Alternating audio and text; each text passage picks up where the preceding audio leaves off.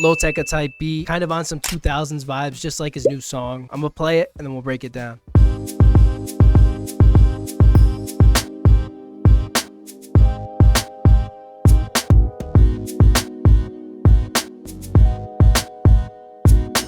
Super simple, nostalgic feeling, just getting that 2000 sound. So we started out in 100 BPM. That's kind of your best bet. I would say for these beats about maybe 85 to like 110 at most. The first thing I started with was the Rhodes. Super simple, Pharrell inspired.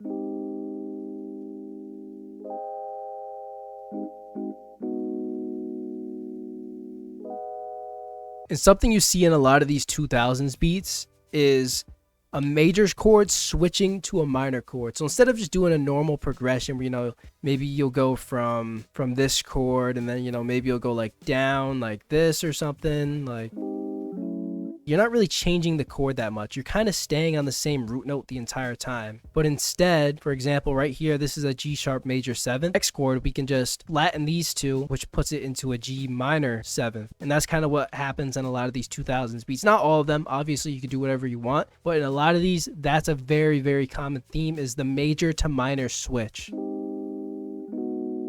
So that's simply what I started with. G major 7th transitions into G minor 7th. And then you'll notice there's some other stuff in between. There's chords up here. So I'm just going to break this down in its simplest form. If you don't know how to build a chord, you can literally just go up here and then melodic chords, and then you could just go minor, minor 7th, minor 9th, or major. There's a bunch of options here. For the 2000s beats, I love 7th chords, 9th chords. You don't want to just use your basic triad. So we'll go major 7th, and then I'll just pick G sharp as the root note. And that's how I got this. Now, if you are going to go major to minor, it's actually very, very simple. You just simply take every other note and then you just flatten it. I spaced these out a bit and then I just wanted to give it some rhythm. So that's how it started. I actually played these out on a MIDI keyboard. That's why you see like they're not perfectly in time. The velocities are all over the place. If you don't have a MIDI keyboard, then you could just simply go here, Option S, strum it, and you could go Option R to randomize the velocities. But honestly, ever since I've been using this MIDI keyboard, it's not the same. Like, you truly can't get the same feeling just clicking it in. Like, you get a whole different vibe when you play it. Like, you could just feel the emotion in it when you play it out. But if you have to click it in, then that's what you can do. And then that's what we got so far. Now, these Pharrell beats, they're pretty bouncy, and sometimes they'll have stabs in the chords just to kind of give it some rhythm. And that's kind of what I did here to transition in between each part, still using the exact same chords that we already have laid down, but I just gave it a different rhythm.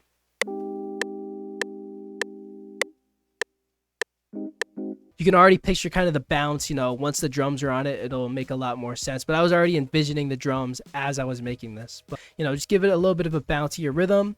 And then simply, just because it felt a little bit boring still, I just copy and pasted this chord up an octave, and then I lower the velocity a bunch. And then same thing, just flatten it.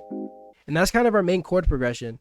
Now, after every 8 bars, I have this little transition here. And this was kind of just what I wanted to do. I've heard it in some songs. It wasn't really in like the Tecca song, so I was kind of just doing my own thing here. But, I just kind of laid down 4 in a row. And there was no music theory behind this. This was just trial and error of like trying to fuck around with different chords. And these are actually, this is the same chord, just the voicings are different. And then over here, obviously, these are new chords. But other than that, it's just the simple chord progression over and over again. Just to give it some depth and some layers, I just layered these initial chords, the simple pattern, on a new sound.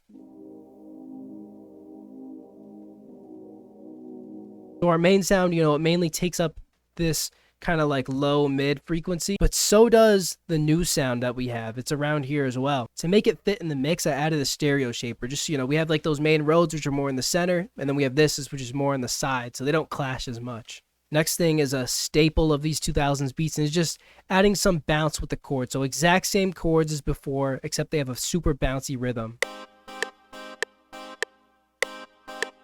And these types of sounds, I usually go Analog Lab, search up clav, and there's just a shit ton of similar. On that, just basic EQ chorus, because there's really no thought behind it. It just sounded like it needed a chorus. After you've been producing for so long, sometimes you could just tell, but it kind of like thickened the sound in a way. Stereo shaper, and that's about it. Now, this is where a lot of people go wrong, is with the bass, because we kind of already have a rhythm established. And then some people will just lay down a bass with a completely different rhythm, and it kind of just sounds a bit too messy.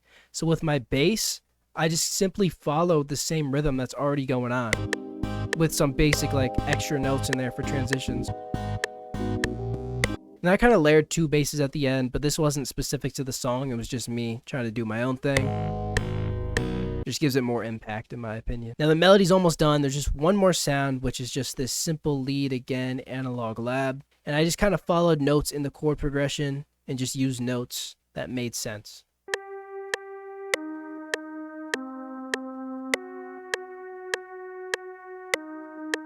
If we copy this melody and I paste the MIDI over the chord progression, you can see like I'm using the same notes that are in the chord, so it all just matches up evenly. That's the best way to make a melody because you know you won't be using any wrong notes. Finally, I exported the initial Rhodes, put them in reverse, pitched them up an octave just for like this little like sweep effect.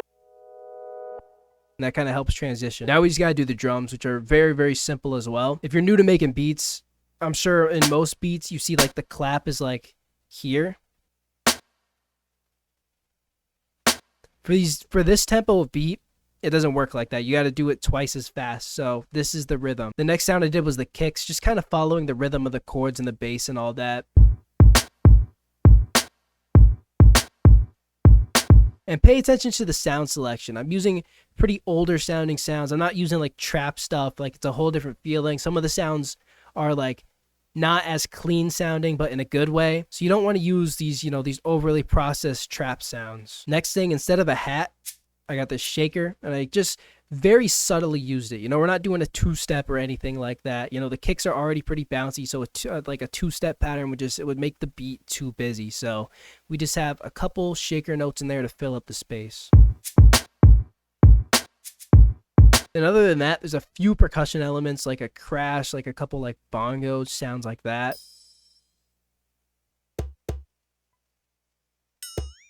So all together, the final drum pattern sounds like this.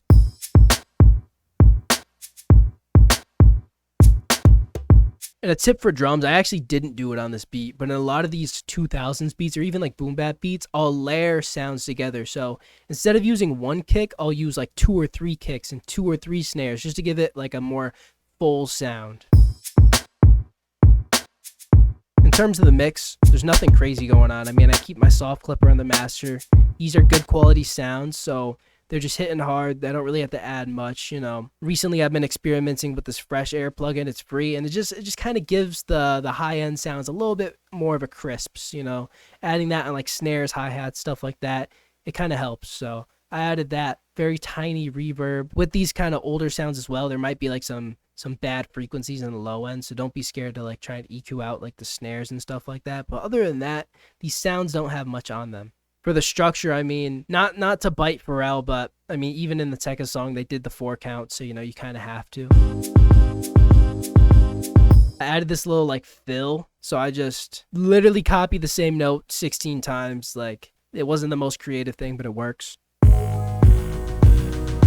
And then in terms of the structure, I mean, most of the drums are going, like the kick and snare is pretty much going the whole time. You know, I just take out some of the percussion elements in here and there, but for the most part, the drums really do stay the same. It's the melody where the arrangement really shines. So I would say use this sound sparingly. Like that can get super repetitive and annoying after a while, so I only have that in the hook of the beat. So in the verse, I take it out, and I kind of just leave it a little more chill. And then I bring in the lead for the verse.